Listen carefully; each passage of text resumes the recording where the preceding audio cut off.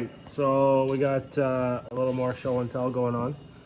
This is a 2018 Ram 1500 with a 5.7 Hemi, and it developed a ticking noise.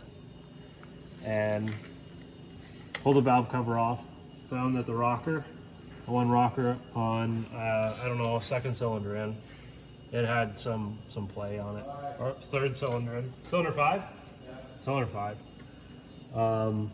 Further inspection found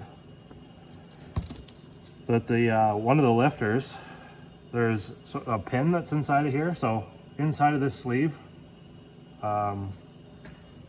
there's just a pin that locks that in place, and it must have moved. You can see it in there, but it's out of place.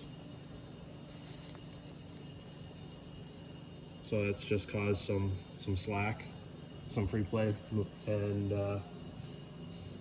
yeah, basically the rocker was just able to have some free play, and it was slapping on the valve. So that's what the knocking noise was. So we're gonna go ahead and put a new one in.